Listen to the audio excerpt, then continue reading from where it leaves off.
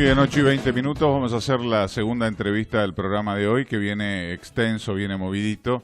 Vamos a hablar de la justicia, que es un poco lo que el eje de este programa. El sentido es discutir en el sentido positivo, constructivo, el rol de la justicia y cómo la podemos mejorar, por supuesto, ¿no? El ejercicio de justicia, uno de los 3 pilares de la Constitución Nacional. En realidad, sin justicia no hay equilibrio, no solo para los temas que trata el Poder Judicial, sino que no hay equilibrio en el gobierno de un país. La justicia siempre es necesaria, y no exagero si digo que si queremos vivir todos un poco mejor, la justicia es imprescindible, como una conducta en la vida.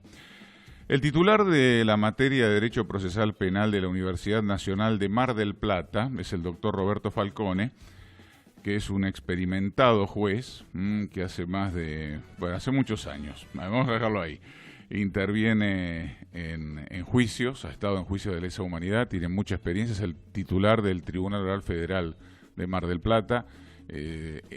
Allá lo conocen como el Lobo.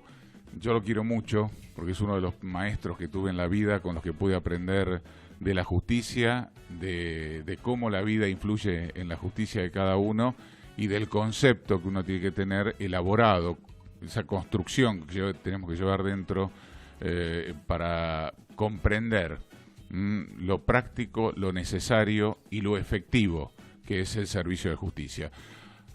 Roberto, buen día. Gabriel Oliverio te saluda. ¿Cómo estás? Bien, Gabriel, un gusto de hablar con vos. Qué alegría tenerte en el aire. Lo mismo digo. La verdad que es un placer. Y gracias por esperarnos. Tuvimos ahí una diferencia de minutos, pero muchísimas gracias. Pero por favor. Bueno, contame, ¿cómo estás viendo a la justicia? Viste que la justicia hoy está en todos los diarios, en todas las radios. Los medios hegemónicos se ocupan especialmente del tema de la justicia. Ahora, un experimentado profesor de Derecho como vos, que ha escrito tanto, que ha pensado a la justicia y que la ejerce además como juez todos los días, ¿cómo la ves? Bueno, lo que pasa es que es una justicia diferente. Yo soy juez desde marzo de 1994. Los asuntos que yo trataba en marzo de 1994 no tienen absolutamente nada que ver con los asuntos que estoy tratando ahora. La cuestión social se ha complejizado, los delitos en los cuales nosotros intervenimos se ha complejizado, hay una injerencia, por así decirlo, del poder mediático sobre todo lo que hace la justicia. Se opina muchísimo sobre la justicia, hay operaciones sobre la justicia, y sobre ese terreno los jueces emergemos como podemos. Es decir, se trabaja, se trata de hacer lo mejor posible, pero evidentemente hay una fuerte presión sobre la justicia que hace que también determinadas decisiones que se adoptan, por ejemplo, no sean comprensibles ni siquiera para los propios hombres de la justicia. Entonces, lamentablemente, en una situación en que el Poder Judicial ejerce una función de suplencia general, a quien se le encomienda que resuelva situaciones que antes no eran judiciables y que ahora lo son, la fuerte presión que se ejerce sobre la justicia arrojan como balance provisional en este momento es que no está pasando por un mejor momento, no tiene una imagen de credibilidad fuerte. Hay esfuerzos personales pero muy grandes que se ven, porque también están a la vista, pero como institución del Estado y como poder independiente no está pasando por el mejor momento. Porque hay una situación, nosotros la criticamos mucho aquí en el programa, que viste que hoy la opinión pública lamentablemente está manejada por una serie de grupos empresarios que tienen más del 80% de la audiencia, ¿no? Es decir, que pueden influir sobre más del 80% de la población. Ahora, esos periodistas generalmente se la pasan, constantemente se la pasan, juzgando a los jueces. Entonces, ¿y quién juzga a los periodistas? Por ejemplo, con los discursos de odio, con el cliché de que la justicia no funciona, de que la justicia hay que reformarla, de que hay como una cosa así cuando un juez toma una mala decisión, uno puede apelar a la instancia superior. Ahora, al periodista que juzga al juez constantemente en un medio de comunicación, ¿ahí a dónde se puede apelar? No hay apelación.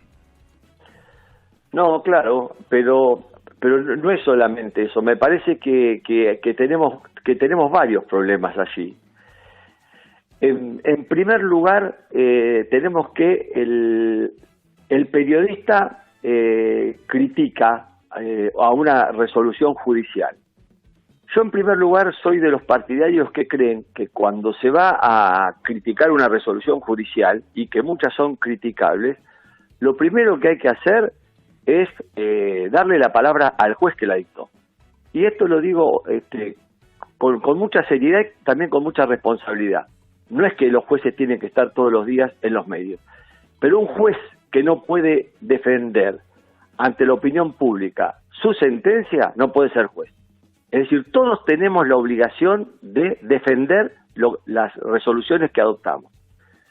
Pero ¿cuál es el problema?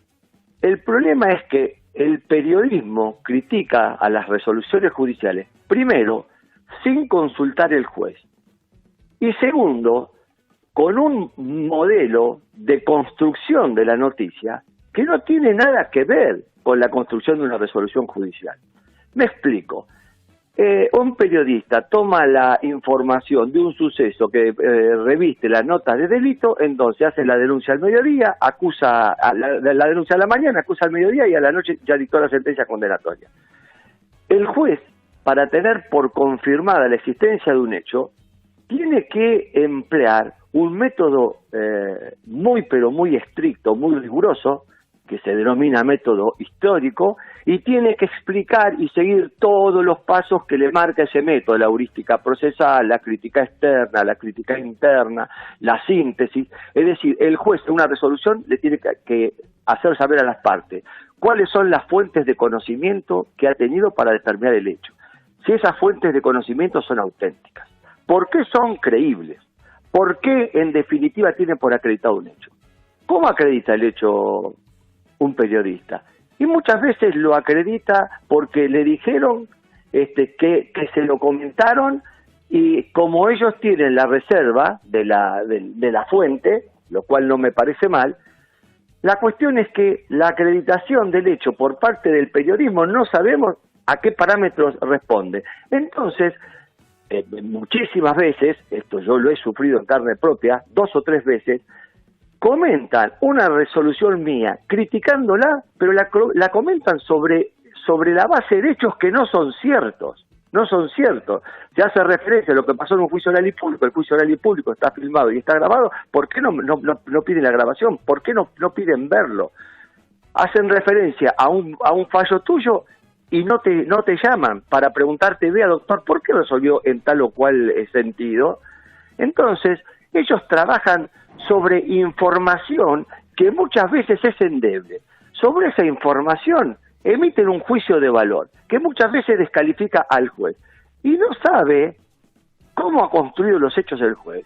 Y esto es muy importante. Yo no pretendo que los periodistas sean penalistas, pero aplicar el derecho penal no es una cosa sencilla. Hoy, para resolver acerca de la culpabilidad o de la inocencia, con el grado de elaboración y abstracción que tiene el derecho penal, aplicar criterios de imputación objetiva, criterios normativos de autoría, es una cosa sumamente compleja. Ellos no se animarían a decirle a un médico por qué opera al corazón de tal o cual manera, o cuál es la mejor técnica para operar la cadera. Ahora, para opinar si una persona tiene que ir a la cárcel de por vida o no, se largan sin ningún tipo de información ni de formación. Entonces, eso es lo que yo veo. Es que el periodismo es muy lábil en relación a las fuentes de conocimiento que toma para lanzarse a opinar en terrenos que desconoce. No es que porque hay un crimen todo el mundo puede hablar sobre el crimen. Sí, todo el mundo puede hablar sobre el crimen, pero hay que informarse y estar formado. No es lo mismo. Yo puedo decir, sí, mira, están acreditados la existencia de todos estos hechos. Pero si todos estos hechos, suponete que están acreditados, son actos preparatorios, no son actos de tentativa, ¿qué sabe el periodista acerca de la diferencia entre un acto preparatorio y un acto de tentativa? Todos estos hechos pueden estar acreditados y no constituir delito. Y si no, ahí lo tenés, si querés un ejemplo, cómo iba el doctor Las Becas, un excelente juez y profesor universitario, por todos los canales de televisión a explicar una resolución judicial porque los hechos que estaban acreditados eran actos preparatorios. ¿Sabe el periodista la diferencia que hay entre actos preparatorios y actos de tentativa? No lo sabe. No lo sabe. Y no le interesa. Y no le interesa. Y entonces así se opina, se horaga la credibilidad de la Administración de Justicia y no se construye una civilidad con fuertes valores como los que pretendemos en una sociedad democrática y pluralista. Sí, además, viste que, por ejemplo, un juez dicta sentencia a las 12 del mediodía, a las 12:05 el periodista ya generó su opinión sobre la sentencia y resulta que el fallo tiene 800 fojas. ¿Cómo lo leyó en 5 minutos? Y no lo consultó. Y no lo entrevistó, no le dijo, doctor, hágame una síntesis, ¿cuáles son los puntos en los que usted funda el fallo? Porque si me van a criticar por la sentencia que yo dicté, yo les explico cuáles son los puntos en que se fundamenta mi resolución, entonces podemos tener un debate amplio y sincero. Ahora, si vamos a mezclar cosas, si estamos analizando una sentencia y después del cuarto renglón empezamos a hablar de las personas y de las denuncias y saltamos de un tema a otro, en realidad lo que no queremos es criticar la sentencia, lo que queremos es desvalorar a la sentencia y al juez que la dictó. O sea, estamos en otro terreno. ¿Cómo llegamos a todo esto? ¿Cómo pensás que se llegó a esto? Y yo creo porque en realidad hay fuerte presión sobre la justicia. A la justicia se le ha hecho intervenir en muchos asuntos que quizás no eran judiciables o quizás no debieran haber avanzado ante determinadas instancias. Entonces, muchas veces hay una especie de siga, o sea, yo el proceso lo voy impulsando, que lo arregle el que siga adelante, que lo arregle el juez, que lo arregle la Cámara, que lo arregle el Tribunal Oral, y se van formando bolas de nieve que después alguien las tiene que desarmar, porque un juez que se preparó toda la vida y que estudió Derecho, sí, le podrán hacer todas las campañas que quieran, pero ese juez no se va a ir a dormir dictando una resolución contra el eje. Pero una vez que vos instalaste la idea de que hay un delito, que hay autores prima facie responsables, que vos dejaste crecer esa idea, el juez que viene en última instancia a decir, mire, este hecho no constituye delito, o no hay prueba de la participación del imputado, o no hay prueba de su responsabilidad, entonces genera en la sociedad algo habrá pasado, a este juez lo han tocado, este juez tiene miedo, ¿por qué resolvió así? Pero nadie se hace cargo de cómo llegó la causa a esa instancia, ¿entendés? Porque a nosotros nos pasa porque el juez del juicio oral es el que ve todo. Los demás van viendo por partes, pero nosotros vemos todo. Muchas cosas las vemos en las audiencias orales y públicas, con las partes enfrentadas. Aparte, ahora rigen reglas de litigación que hace que los protagonistas sean realmente actores fundamentales. Ellos son los que manejan la prueba. Entonces, vos ahí ves todo. Pero a veces también te encontrás con un caso que tenés que llevar a juicio y vos lo lees y decís, no, pero esto que están describiendo no constituye un delito. Yo no se va a llevar adelante un juicio oral y público para determinar la inexistencia del delito. Porque no te olvides que el juicio oral y público tiene una pena agregada, que es la pena del banquillo. sentar a una persona en el banquillo de los acusados frente a la opinión pública, ya eso es una pena. Entonces, si el hecho no constituye delito, el juicio no debe hacerse. Y bueno, pero tenemos que ser mucho más estricto en lo que el maestro Binder habla de las reglas de verificabilidad. Exacto. De todas aquellas condiciones que deben cumplirse para que una causa llegue a juicio oral y público. Y yo lo que veo es que aquí somos muy laxos. Y otra cosa que también estoy viendo y que a mí particularmente me alarma, es esta de que una investigación llega hasta un punto, la remiten a juicio oral y entonces en primera instancia el juez o el fiscal se queda con otro tramo de la investigación. Sí, manda la mitad del juicio a juicio oral y la otra mitad. Sí, pero esto es una barbaridad, claro, esto es ilegal. No tenés tenés todos los hechos completos para poder juzgar. Tenés la mitad de la historia, es como leer un libro por la mitad. Pero claro, pero además es ilegal y es dañino esto. Porque el imputado tiene un derecho a que se resuelva en el juicio oral de manera definitiva la totalidad del objeto del proceso. Yo leo en los diarios que hay veces que se manda a juicio una parte de una asociación ilícita y la otra parte y otros hechos el juez lo sigue investigando. Pero si el tribunal oral se pronuncia sobre la asociación ilícita, eso produce la preclusión de la acción penal. ¿Cómo en una conducta que es permanente vos vas a mandar a investigar la mitad? O sea, yo veo cosas que a mí me cuesta mucho comprenderlas. O sea, son difíciles de digerir y están pasando. Y lo que veo es que los órganos superiores que tienen que decir, no, mire, usted remita la causa cuando esté completa porque hay que juzgar la totalidad del objeto procesal. Es como que a vos te pidan hacer una autopsia y yo te mando solamente los brazos y las piernas. No, pero escúcheme, mándeme el cuerpo. Yo tengo que hacer la autopsia. Y esto es lo mismo. Entonces te mandan pedazos de expediente y te dicen, no, vamos a hacer juicio oral, y a un pedazo lo tiene un juez, el otro pedazo lo tiene otro juez. ¿Qué es esto?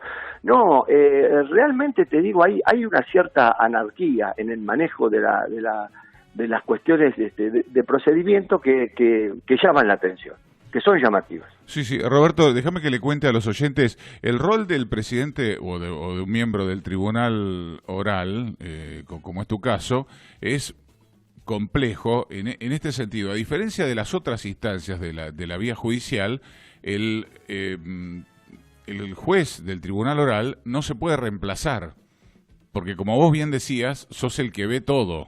Entonces, vos en primera instancia, el juez se enferma o tiene que pedir licencia y alguien lo subroga, tiene un juez subrogante.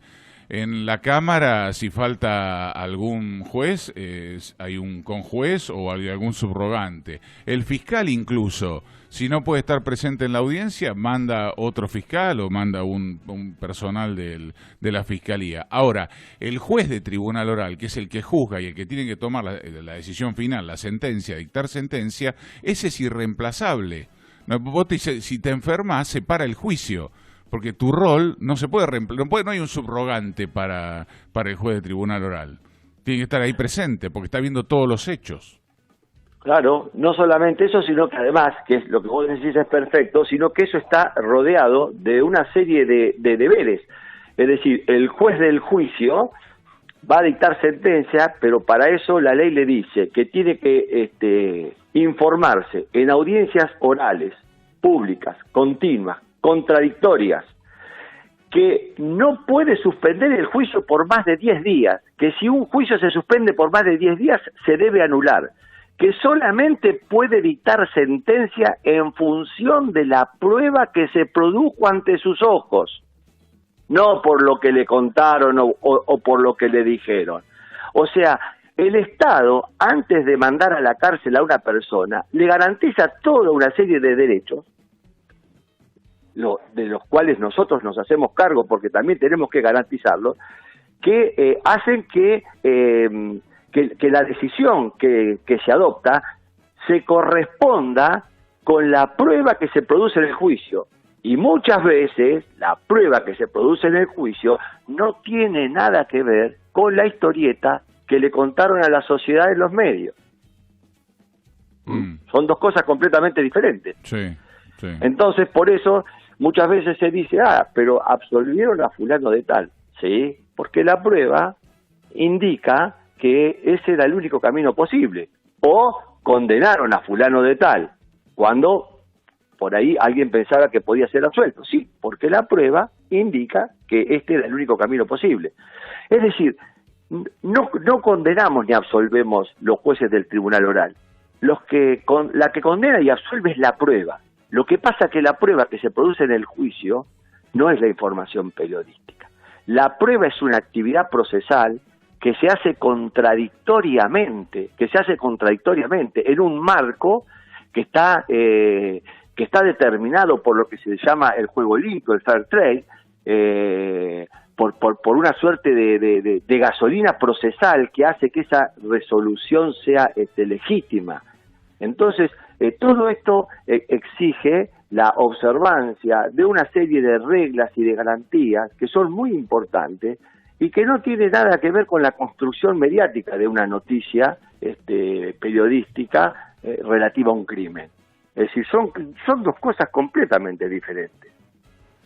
Roberto, a propósito de esto de la construcción mediática, la semana pasada Clarín tituló, la Corte prepara la reforma del Consejo de la Magistratura, y lo tituló un día antes, pues te quería preguntar sobre esto, lo tituló un día antes de que la Corte decidiera, es decir, un medio de comunicación anticipó la decisión de el Supremo Tribunal de Justicia, de la máxima autoridad de la justicia argentina. Después la Corte sacó el fallo que todos conocemos, lo hemos comentado aquí en el programa. ¿Qué impresión tenés de ese fallo? El de la reforma del Consejo de la Magistratura, me refiero. Bueno, en primer lugar, los fallos de la Corte siempre se conocen con anterioridad. Evidentemente, no sé, la Corte tiene miles de empleados, debe ser muy difícil mantener el secreto. Siempre, en general, se conocen. Yo no soy un especialista en derecho constitucional. Lo mío es el derecho procesal penal y derecho penal. Sí. Pero lo que sí puedo decir del fallo, porque eso lo he leído, que tiene dos cuestiones que a mí me llaman la atención. Las dos me llaman la atención. Primero que se disponga que en un plazo tan breve como de 120 días se tiene que ordenar el Consejo de la Magistratura conforme a las pautas que le da la Corte, manteniendo el equilibrio que determina la Constitución, etcétera, etcétera. Porque me parece que eso no es posible de ser cumplido. Entonces eso me llama la atención, sobre todo cuando es un caso que llevó tantos años a la Corte resolverlo. Pero me llama más aún la atención que la Corte diga que en su defecto se aplica una ley derogada. Porque una ley derogada por el Congreso eso es no puede volver a ser aplicada. Claro, resucitar una ley es ilegal. Resucitar una ley es como si a través de una sentencia judicial yo quisiera resucitar a un muerto. No, una ley derogada por el Congreso no puede estar vigente. Salvo que vos me digas que no, que cuando se la derogó faltaban mayoría, que haya un problema constitucional. Eso sinceramente no lo alcanzo a comprender. Y además creo que hay un voto en disidencia muy fuerte que dice que eso no se puede hacer. Sí. El de Lorenzetti es el único. Exactamente, sí. El voto de Lorenzetti dice que eso no se puede hacer y lo da como una cuestión, lo presentan como una cuestión abecedaria. Bueno, eso sí, sinceramente no lo entiendo. Y respecto volviendo al tema procesal penal, que tiene que ver con las libertades libres a quienes estaban presos por el tema de la pandemia, ¿eso cómo lo siente un juez? Cuando vos ves las noticias, volvés a tu casa a la tarde, pones el televisor, te encontrás con una noticia como esa, un periodista comentando eso. ¿Cómo lo sentís? Bueno, esos son típicas operaciones, porque hay que ver cuál es el número de personas que fueron morigeradas, no escarceladas. Quiere decir que la prisión preventiva que estaban cumpliendo pasó a convertirse en prisión domiciliaria. Son un número que no es muy importante y de delitos menores. Y además, eso fue sugerido por la Corte Suprema de Justicia de la Nación y por los tribunales de justicia de las provincias de Buenos Aires y del interior del país. Pero además, si se toma en cuenta la cantidad de peticiones de prisiones domiciliarias que se hicieron, yo soy juez de ejecución, porque sí, uno de los jueces del Tribunal Oral es juez de ejecución. A nosotros, a partir de la pandemia, nos habrán pedido, suponete, 150 prisiones domiciliarias. ¿Y cuántas habrás dado? 7 o 6. Es decir, no es cierto. Se construye una noticia que conmociona diciendo si se ponen a todos los delincuentes en libertad, pero esto no fue así. Y esto también es una noticia, un mecanismo que se repite con la cuestión de la excarcelación. Dice, personas que están excarceladas, que han cometido delitos graves, se lo pone en libertad. Y se olvida que esas personas todavía gozan de un estado jurídico de inocencia, que son tan ciudadanos como vos o como yo, que hasta que no se dicte una sentencia condenatoria, el imputado goza de un estado jurídico de inocencia que lo obliga a tratar como inocente. Es decir, si él puede garantizar su comparecencia al proceso, si no hay circunstancias objetivas que ameriten considerar que representa un peligro procesal, un peligro para la prosecución de la causa o un peligro frente a la amenaza de testigos, y puede garantizar a través de una fianza su comparecencia o el compromiso o la constitución del domicilio o la presentación de un garante, eso es lo que marca la ley. Es que el proceso en general se debe tramitar en libertad y que la prisión preventiva es una excepción que solo puede dictarse en supuestos específicos. Uh-huh. Ahora estas normas ya están vigentes porque la Comisión Bicameral de Seguimiento del nuevo Código de Procedimiento Penal Federal, que se sancionó en el 2014, dispuso la vigencia de estas normas. O sea que esto sí ya se está aplicando. Pero hay un sector de la prensa que sigue haciendo lo que se denomina la criminología del café. Es decir, el delincuente entra por una puerta y sale por la otra. Sí, a veces el delincuente entra por una puerta y sale por la otra, sale procesado, sale excarcelado y ya tiene una vinculación formal al proceso que va a determinar que o tendrá que ser sobreseído, absuelto o condenado. No quiere decir que su situación ya concluyó, que aquí no pasó nada. No.